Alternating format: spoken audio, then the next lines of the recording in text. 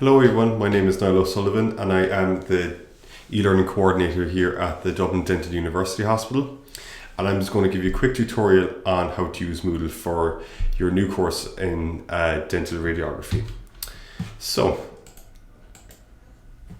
the learning outcomes. So following completion of this workshop, you should be able to successfully log into Moodle, navigate through Moodle, access course materials and utilize the necessary tools of Moodle.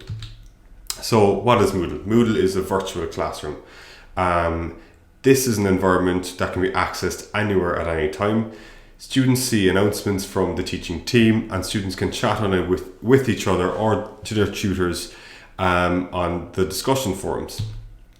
So students can access a variety of materials on Moodle, such as course contents in the form of videos, lecture notes, course documentation, tutorials, timetables, weekly assessments, assessment results, and links to articles of interest as well. So just a little bit of housekeeping, the rules of netiquette. So netiquette is something you mightn't have heard of already, but I'm just going to briefly explain it. So it's network etiquette, so cyberspace etiquette, essentially. So it's a set of rules for behaving properly online. Why is this important? You might offend people without meaning to, or misunderstand what others say and take offense. It's just something to bear in mind that this is college. Your work and comments posted on Moodle will be reviewed by the teaching team and marked. So this is crucial for online participation, to just be mindful of your colleagues and mindful of staff here as well. So these are some do's of netiquette. So remember that people on the internet are still real people. Try not to say anything offensive, etc. Be polite and respectful of others' opinions. Remember that once it is on the internet, it cannot be taken back. So if you say something, that might be taken up in the wrong way by someone, it's very hard to retract back from that. So if in doubt, leave it out. Ensure the work and opinions you submit are your own. Plagiarism will not be tolerated. Only discuss contents relating to the course. Moodle is not a social tool. So try and treat this a little differently from maybe a social network that you might use, or a WhatsApp group message you might have with your friends. This is completely different. So try and keep it as clean and as respectful as possible. So here are some don'ts. Please don't use abbreviations, acronyms, or emoticons. These can come across a little informal, and sometimes it might, a communication might be taken as seriously with this sort of information. I know it's a little outdated, but writing using text messaging, some people still do it. Try and avoid this on Moodle because sometimes people might find it difficult to read, and secondly, it makes communication a little more difficult for everyone involved. Using capital letters is generally frowned upon. It sometimes comes across as shouting, so try and keep things lowercase or a capital at the beginning of a sentence. Please don't send advertisements or chain jokes to your classmates and or dental hospital staff. This is considered as spam. So what you need to use Moodle. So a PC or laptop is generally what we would suggest here. You can use an internet tablet or smartphone, but we find that the layout is a little different on a tablet or smartphone. So you might miss certain things that mightn't be on the layout of a smartphone or a tablet, but they will certainly be on a PC. So we would strongly recommend using a PC if at all possible. Try and use the latest version of internet browser. So here it says Internet Explorer, Firefox, Chrome, or Safari. I would generally recommend Firefox, Chrome, or Safari. They generally tend to be the more robust ones. Moreover, I would recommend Chrome out of any of them. It causes the least amount of problems, for me anyway. Try and use the latest version of Adobe Reader. And for video content, use Windows Media Player, VLC Media Player, or if you have a Mac, QuickTime Player works perfectly well. So next we're going to go through how to access Moodle. So I'd open your browser, and I'd strongly recommend from here on in following this tutorial because you will be graded on an ongoing basis on your activity online. And this is a link that you'll need to click on or enter in manually. So dentalhospital.learnonline.ie. So this is the link that will bring you directly to the next web page. So by following that link, you should get to this web page. So to log in, up in the top right hand corner here, click this guy, and you should be after getting your username and password this morning. So if you enter those in, and it should bring you to this web page. So follow down to the bottom of the page and click next and agree to the privacy notice. And following that, then you should be at this web page. Now, the next page I would go on to is this one here. So see home in the top left hand corner, click home. And this is the guy you should be looking for here. Certificate in Dental Radiography 2020. So by clicking course, you will be brought onto this page. So this is where you'll get all your content. So first of all, here's where you'll find your announcements. Here's where you'll find the team, and the course documents will be down here. Following that, then discussion forums will be down here, and next then you'll find your content week by week. So this is week 1, obviously the 11th of January to 19th of January. This is available now, so all the course documentation for this week is ready for view. Week 2, week 3 and so forth is not yet available. So this will become available as the time ticks on. And once they become available, they'll stay available. So week 1 will always be there. And once week 2 triggers, then it'll always be there as well. The next thing to show you is the tutorial. So just like the weekly topics, these will be made available on a given date. So like this example here, tutorial 3 will be made available on 27th of March. Next to show you is the final examinations.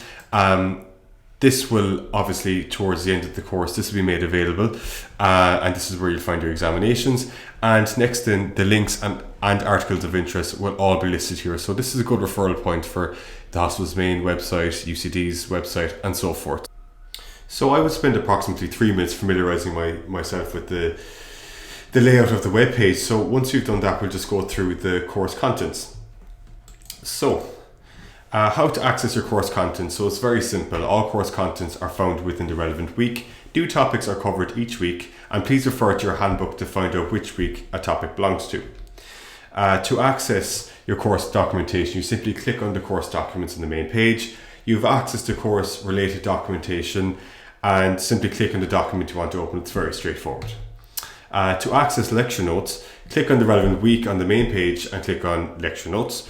Click on the lecture notes you wish to open. They should open in a new window. You can read them online or simply print them off, whichever you prefer. To access the videos found each week, they'll be found each week in each topic. You must watch all videos. They are your lectures and they're very important. It is recommended to use a PC or laptop. Videos may not work on mobile devices. Now, you can always try, but personally I would recommend a desktop format. It tends to be a little less glitchy than, let's say, an iPad or an iPhone, for instance. I'm now going to show you an example of how the videos will work. So I'm going to take a video from week 2, concepts of radiation, just to familiarize yourselves with how the videos work. So they simply open like this. Play, pause functions are as normal. And here then you'll find the sidebar, so you can skip forward to different slides, etc. while you're watching it. So it's very easy to use. The volume button and that. So like most media players, basic functions, you can open and close here, and you can skip along here as well manually. So it's fairly intuitive from a user's perspective. So next we're going to talk about weekly assessments. So to access your assessment, click on the relevant week on the main page, and at the bottom of the page, click on the name of the assessment. So for example, week 3 assessment. Read the instructions and click on attempt quiz now. Ensure to click finish attempt. This is very important after answering all the questions. So next you're probably wondering, how do you access your results? So click on grades on the right hand side on the menu called administration. Your marks will appear as you complete the assessment. So in this example now, the weight of this exam was 0%. It wasn't answered, so course total is 0. So reviewing your answers. So click on the name of the test and then you click on this button here. Following that, then you get the chance to review your answers. So you can click review. So see this little blue button here, click review. And then you should see your weekly assessments in as follows. So just to elaborate a little more on that. So you can see here the questions that were answered. There's only 1 out of the 12 that were correct. So the green tick would signify if you got it right or not. And again, 1 out of 12 was right. So that's 8%. So that is not sufficient to pass because the pass rate in this case was 60%. The feedback is telling me I have failed. So you would need to review material and have another attempt. So go back over the material again, familiarize yourself with it a little further and redo the test. It's important to note that you have 4 attempts per quiz. If you fail after 4 attempts, you must contact Karen Deneen by email or phone. It's important to note that there are time delays between each attempt, so allow enough time to review the material. So in 60 minutes for attempts 1 and 2 and 6 hours for attempts 3 and 4. The computer will tell you when the next attempt is, so don't worry about that. Once you pass, you have passed. If you pass and fail, you still have passed the assessment. So it's only looking for 1 pass overall. So next we're going to go through tutorials. So these are discussion forums. They're live sessions hosted by Shane Falvey from UCD. So it's a virtual classroom. The software is required to access the virtual classroom. And this software is called Blackboard Collaborate. So you will need to access this on Chrome. So again, to reiterate, I would suggest Chrome overall from the beginning to end of this course, because once you have Chrome, it will be a lot easier and you won't run into problems, let's say at this stage. So Chrome would be strongly recommended at this point. So a tutorial will look somewhat like this. Now this is not available yet. I've only access to this as an instructor. So this will become available at the relevant time, but to access your online tutorial, you'll see this link here. So if you click on that, that should bring you to Blackboard Collaborate. So just type in your name to join and join session. So once again, it should look something like this. So there's no one in here at the moment because clearly the tutorial isn't running. But to access your controls, you have these buttons here, and here I am presenter, and you can chat here. So this is to everyone. So again, be polite, be conscious that you are in a shared environment, and this is still college. So please be polite with anything you're writing or typing or even speaking in any tutorial. To raise your hand, you press this button here. To activate your audio, you press this button here. And if you so wish to activate your camera, press this button here. So it is fairly straightforward. It's a live session. Be mindful as well in a live session that if your audio is being picked up, just be sure that it's switched off. So let's say if Shane is hosting this online tutorial, all the sound will be coming through at the same time. So if you would wish to speak, raise your hand. I'm sure Shane will allow you to participate. But if you're not speaking, be sure to have your audio off. And a camera is completely optional. I'm sure most of you might be a little camera shy anyway, so I wouldn't worry about that. But these are the basic functions anyway of Blackboard Collaborate. It's fairly intuitive. So the next thing we're going to discuss are discussion forums. So they're available all on the main page. There are 8 in total: general, assessment, critiquing radiographs, and 5 tutorials. The critiquing radiographs one, we would expect you to upload and also critique your colleagues' radiographs as well. So using discussion forums is fairly easy. Students are required to post an introduction about themselves, so maybe name, your practice, and so on. Students should answer other students' queries. Now, we strongly encourage this to learn from each other and to help each other as well. The teaching team will intervene if required. Now, this is only during 8:30 in the morning and 4:30 in the evening, weekdays as well. Do leave 24 hours for the staff member to respond as well. Online participation is graded, so this is something to note.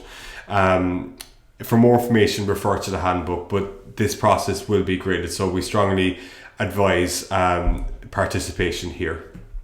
So when using the tutorial discussion forums, there are 5 in total, as already mentioned, and they're all topic related. Now, these are student led, so students should try and answer questions and participate as much as possible. And a tutor will respond when students have unanswered questions as well, so don't worry about that. I'm just going to quickly show you how to post a discussion topic to the forum. So by clicking this link here and then add new discussion topic here, this blue button. And for this case, you're going to say test and the body of the message example. And you'll be able to upload your radiograph here as well. See this icon here. And once you're satisfied with your message and everything, just simply post to forum. And that's that. Then it's viewable into your classmates as well. So it's really easy and really intuitive. So finally, the last thing I'm going to show you is accessing the links or articles of interest. So you have the relevant websites there as well and articles of interest. So for this example, I'm going to click on this one. And again here. And then that brings up your PDF. So you'll be able to download it here or just simply read it online. It's very simple and very easy. So that concludes our tutorial here today. And if you have any further queries, just email dentalnursetutor@dental.tcd.ie. Thank you for listening, folks, and the very best of luck in your course.